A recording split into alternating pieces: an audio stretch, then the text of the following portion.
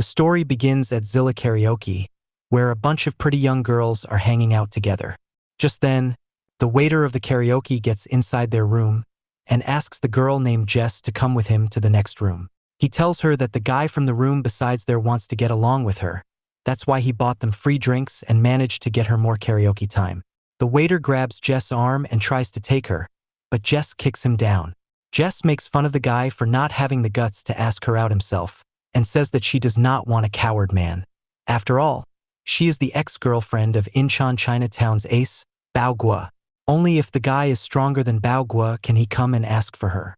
The waiter is subsequently kicked out of the room, and the girls go back to singing their favorite songs. The wait is quite mad at them for behaving the way they did. He thinks of Jess as someone taking advantage of Bao Guo's name despite not even being his current girlfriend. He understands why Bao Guo dumped her, the fact that her looks are good.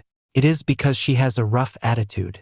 Right at that moment, a feminine boy tries to sneak into the karaoke room without the waiter's permission. The waiter catches him though, and tells him to go away as he only causes them trouble. The first time he came here, he got into a fight and broke a television monitor. However, the guy promises not to cause any problems this time, saying that he will only sing. This, along with the guy's natural charm, convinces the waiter to give him a chance. The waiter himself is left confused, because he is blushing for a guy's charm. Anyway, the guy makes his way to the karaoke room, where he gets excited seeing the girls dance and sing. He particularly likes Jess, and decides to make her his next target.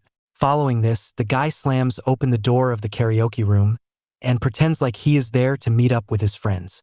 This confuses the girls, but the guy plays along, asking the girls if there are more people other than them. Knowing full well that there aren't, his next move is to ask them if he can join them for the karaoke, promising that he will make the experience unforgettable for them, if he is let in. The girls agree to that, and within no time he starts getting along well with the girls. The guy from the room besides them sees this, and seethes in anger. He wonders why the girls are being so moody when it comes to him, but they are fine with accepting a Twink in with them. Unable to handle it any longer, the guy barges in with intention to confront the feminine dude. He comes forward and tells the feminine dude that he is the one who claimed Jess first. So whatever that the Twink is doing is creating a barrier for him, and so he wants to fight. He goes forward to attack the feminine dude, but gets countered immediately. The Twink is stronger than he looks. He makes fun of the thug for a while, before twisting him in a submission hold. Following this, he uses his elbow to drive it into ribs of the thug, taking him down. The feminine guy calls the thug guy weak. This angers the thug. As he gets up, Ad tells him that he is ranked 10th at Suksu High School. He states that it is only a matter of time before he steps forward and beats up Bao Guo to become the number 1 in Incheon. Saying this, the guy is about to throw a punch, but he gets distracted seeing another guy walking into the room. This momentary distraction is enough for the feminine guy to take over, as he hits the thug with a straight punch and drops him. He adds insult to injury by telling the thug to be more careful and attentive during fights. The thug gets back up, more pissed off than ever. He goes to throw a punch. But to his dismay, his punch is stopped by the guy who randomly walked in to distract him in the first place. The guy stops the thug and asks the feminine lad if he is Harper Wong. The guy glares at the thug and gives him a stern look before letting go. The guy then tries to talk with Harper Wong, when the thug feels like the guy is a threat and goes to attack him from behind. The guy swiftly dodges the punch from the thug, before grabbing him in a clinch and hitting him with some hard knees. Following this, he tells Harper to take note, saying that if he gets into a fight with strong guys like this, he should make sure to take the wind out of him for good. Saying this, the guy grabs the thug's head and bangs it into the wall, leaving him bloody on the floor. He states that by doing this, Harper can make sure that the opponent never gets back up to fight again. The girls are shocked by this, and Harper is left blushing, while the guy tells Harper to come along with him. The two of them ride away on the guy's bike. Harper asks if the guy is his new bodyguard hired by his father. He says that the guy is like bodyguard who will watch over him, and a dog who will obey his order, basically, a watchdog. The guy tells Harper to think of it however he wants to, but he is only there to do his job. He also tells Harper to not hold him tightly, as that is gross. Then he goes on to ask Harper if he is a guy for real, because what kind of guy wears girls' makeup on their face? Harper decides to take advantage of his situation and mess with him a little. Harper presses his body onto the guy's back, and this makes the guy blush and lose composure. Harper takes this opportunity to plant a kiss on the guy's lips. The guy is disgusted and tells him to get off him. Harper questions why he can't kiss him. After all, he likes to mark what he has in his own way, and Harper likes him, hence he left a mark on him. The guy is angered by this. He wipes away the kiss from his mouth and tells Harper that he doesn't like this sort of thing. Harper goes to kiss him again, but the guy forcefully keeps him away, saying that he really feels disgusted when guys try these things on him, which is why he makes it clear to Harvey on not doing it. Harvey says that he will be considering keeping this condition because his pet asked for it. The guy clarifies to Harvey that he can do whatever he wants, but he only gives one chance to the people he meets, so Harvey should keep that in mind. After that, the two of them go to their destination on the guy's bike. Meanwhile, the thug from earlier is being punished by his seniors for messing with Baogua's ex-girlfriend. The thug takes the beating, but he is not quite sure as to why he is getting beaten up like this, as the girl was just an ex. The guy doing the beating explains that Baogua is not like normal guys, he is on a whole different level. He is a monster who has colonized the bulk of Incheon in no time, and he is showing no signs of stopping either. Wronging him is costly for anyone. After that, the guy asks the thug if any of the lackeys of Baogua saw him doing what he did, as they are the ones who carry out such cases with priority. The thug says no, but just the right-hand man of Baogua arrives to the scene. He quickly goes after the guy and chokes him out with his hand. He asks the guy about why they betrayed Baogua, and the guy tried to reply saying that they did not. According to him, they just tried hitting on his ex, which does not count as treachery. The right-hand man points out how one of them said bad things about Baogua and even promised to surpass him. They must face the consequence for lying now. The guy tries to say how the thug is young and inexperienced, which led to a mistake. But the right-hand man says that they need to pay a punishment as a standard needs to be set. Saying this, the right-hand man unloads a plethora of open-hand slaps to the face, which ends up leaving the guy bloody. The thug quickly runs up to him to check on the guy, while the right-hand man says that this incident will be announced to everyone in the area. Their school ranking will go down in Incheon, and that they will have to pay much more money than before. The thug holds onto his fallen friend and vows to take revenge for that. This makes one of the other lackeys speak up, who told the thug to man up and get back to basics. He needs to be strong to fight against them. However, if he were to ever intend on the attacking the right-hand man, he will need to go through him. He tells him to show up at Hongjin High School if he really intends to put on a fight. The scene then changes back to Harper's home, where he reunites with his father for the first time in a while. The two hug it out and share a sweet moment together. After that, the father praises Kyle, the bodyguard, for being so fast and good at his work. He says that with Kyle by his side, Harper will not be in danger anymore. Following this, the father tells the two of them to get ready, as they will be enrolling to a new school soon. This shocks Kyle, as he wonders what the father even means by all of this, because he does not even go to school. The father explains that Harper had gotten caught while visiting a nightclub, so he was kicked out of his school, which is why he had decided to enroll him in a new one, and Kyle is his bodyguard. To be his bodyguard at all times, Kyle has to enroll too. He also adds that the school in which they are getting enrolled is the Hongjin High School, the same one mentioned by the thug earlier. The mention of the name has Kyle perplexed, as he is fed that information. This makes the father question if Kyle is also aware of Hongjin High. Kyle replies by saying that the school is known to everyone in Incheon. The father agrees and says that it is not only a school for the delinquents of Incheon, but for everyone across the country. He also adds how the school is known to be the cherry-picking site for the gangs from all over South Korea. Hence why Kyle needs to go there and protect Harper at all times. Kyle says that there is no need for him to remind Kyle of this over and over again, as he already knows his assignment. The father definitely feels a lot more relieved to know this. He then informs Kyle and Harper that they will moving into the town near the school for the sake of conveniences. Kyle does not like the sound of that, as this means that he will have to share space with another guy, something very taboo in his books. But it is a part of his job, so he must do it. Some time passes, and the two of them move into a building near the Hongjin school. Harper is quite happy, as he tells Kyle that they are going to be occupying neighboring rooms. He mentions how his father had wanted the two of them to have some more distance between Kyle and him, but he insisted that the two stay close by for safety. Just as the two are having a conversation, Harper bumps into a delinquent and gets a bit hurt. Kyle notices this and calls out the two delinquents, telling them to stop in their paths. The delinquents don't like it. He mocks Kyle and Harper as gays and tells Kyle to not act cool in front of his boyfriend. He states how it is their fault for messing with them as they are delinquents from Hongjin High School. Kyle listens to all this and quite literally does not care about it, so he tells the thug to stop again. The delinquent is angered again, but his partner tried to stop him, saying that they don't need to do anything, deeming Kyle to be self-destructive who will pay the price for messing with the Hongjin High students. Kyle tells them to stop again, and this was the final straw for one of the guys, who turns around to hit Kyle with a straight punch to the face, as he was off guard back then. However, the punch did not connect, as Kyle uses his otherworldly reflexes to catch the punch. He then proceeds to twist the fist of the guy before breaking it. The guy screams in agony, as Kyle thinks of him as a loudspeaker. He wants to hurt him, making him scream more loudly and basically announce to everyone that Kyle is a strong guy.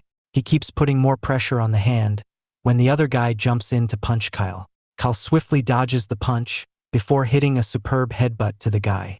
This knocks out the guy and draws blood. The other one notices this and asks for forgiveness in fear. Kyle realizes that humans and animals are not very different. If one gets hurt and the other runs away to tell the pack about what the predator did to them. If there is someone stronger than the predator, then they will come for him. If there is not, they won't, and they will fear him. This is good for him, as the more people for that know about his strength, the more that will fear him.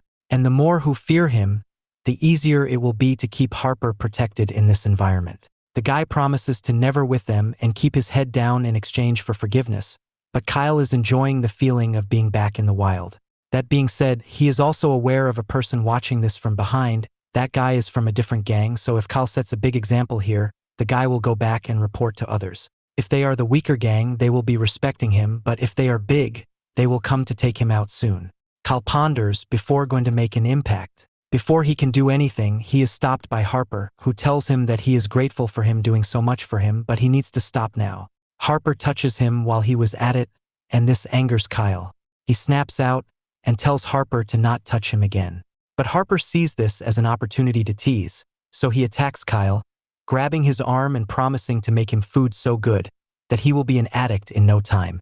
As the two of them go inside, the guy who was observing the scenario comes out in amusement. He gets on the phone call and tells everyone about there being a strong new guy in their town. After hanging up, he thinks about just how excited Sam and Bao will be to see such a strong opponent popping up for them. The next day, Kyle and Harper go to school for the very first time.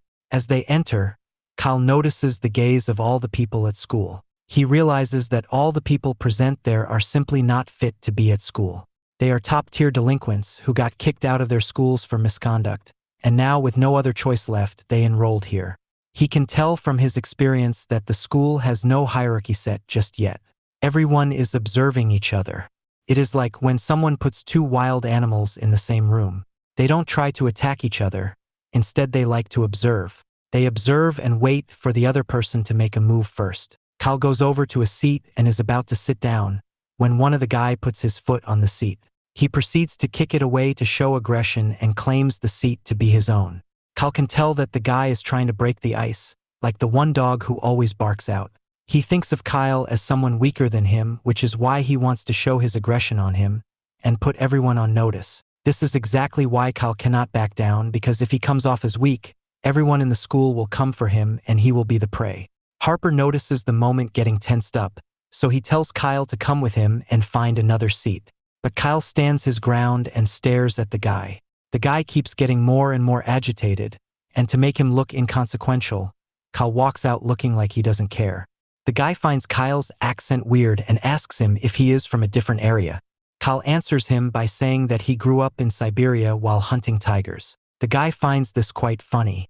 He asks Kyle if his speaking manner is influenced by hanging out with tigers. He further goes on to say that to him, Kyle is nothing but a foreigner with a funny accent who is trying to pick a fight. Kyle shows pure disregard by telling him that his mouth stinks and tries to walk away. The guy grabs Kyle's head in anger and pushes it down. Kyle snaps away his arm before telling him to hit him, as that is what everyone is anticipating. He keeps pushing his buttons over and over again and pushes his head into the delinquent's body to rile him up. The delinquent pushes Kyle and goes to throw a haymaker, but his open defense allows Kyle to throw a hook to his face. The guy is shocked to see Kyle actually hitting him, and it takes a while, but he sees that the punch had done enough damage to leave him bloodied. The blood makes him irate, so he tries to Kyle again. However, Kyle adjusts himself well once again and hits the guy with another, and this time much harder hook to knock him out senseless. This puts the whole classroom on notice. Kyle then proceeds to go and take a seat of his choice. Harper is left stunned and confused after what transpired, but Kyle reassures him that the seat beside his own is reserved for Harper only. Harper follows the lead and goes to sit down. Harper is still bothered though. He tells Kyle that he is creeped out by how all the guys are still staring at them with malice. Kyle takes notice to that and sees that the guys are indeed giving them the stare. In any other school, such an occurrence would immediately form a hierarchy, but not in Hongjin High, as they are still looking at Harper and Kyle like they are prey. However, Kyle feels that what he did to the delinquent should be enough to keep them out of conflict for at least the next few days. Just at that moment, another student walks into the room. He yells at everyone to get their attention. He asks everyone what is wrong with the look on their faces and demands respect as he is Brett Moon, the top guy from Gwangjin High School. He then calls out the strongest guy in class to beat him up. Kyle cannot help but feel intrigued by all of this, as this school operates differently from other ones because of the students being delinquents. He wonders what life will be like at this school. Kyle observes Brett and realizes that he is very different from the delinquent he knocked out earlier. That guy was looking to pick on the guy he thought was the weakest to make a statement to everyone watching. However, Brett is genuinely looking for the strongest guy in the school and beat him up for the sake of it. Brett, on the other hand, observes everyone in the class to see who poses a challenge to him. Eventually his eyes lock at the sight of Kyle, and this excites Kyle more than anything else. However, before Brett or Kyle can make a move about it, another guy steps up and walks up to Brett. He introduces himself as one of the seniors from Brett's time in Gwangjin High School. He states that he got help up a year, and hence why they are classmates now. This interaction pisses off Brett even more, as he questions the guy's motive for bringing up the fact that he was Brett's senior. Brett makes it clear to him that the past is irrelevant, and that they are not in Gwangjin High School anymore. The guy gets intimidated by Brett's directness, so he quickly spins it around to say that he brought it up to get closer to Brett. He wants to be friends. Brett lets him know that if he intends to be his acquaintance, he must carry Brett's bags. The guy embarrassingly agrees. Brett turns back his attention to Kyle, and this time Kyle stands up. Harper is worried about this, and he tells Kyle that there is no need for him to do this. Kyle replies saying that if he proves himself to be the strongest in the school, then everyone will fear him and not mess with him, which in turn will make life easier for Harper, so he must do it. This makes Harper blush, because he likes the fact that Kyle is doing it for him. Everyone else in the class discuss if it is possible for Kyle to beat up Brett. Brett is not the same as the guy who he knocked out earlier, and Brett looks like a unit and probably is one. Kyle walks up to Brett, and the two have a stare down. Brett says that he is a bit taken aback by Kyle stepping up, as normally people get scared by the mere mention of his name. Brett saw what Kyle did to the guy earlier before telling him that if he thinks he can do the same to Brett, then he is wrong. He asks Kyle if he really wants to go through with it, because if not, he should just step back. Kyle answers that both of them are here, and that they can see what will happen once the fight actually begins. Besides, once he locks his eyes on his prey, Kyle doesn't stop until he gets him beat. Kyle questions if Brett is understanding what he means. Brett nods in agreement, before throwing a ridiculously quick punch to Kyle's face. The fight is on.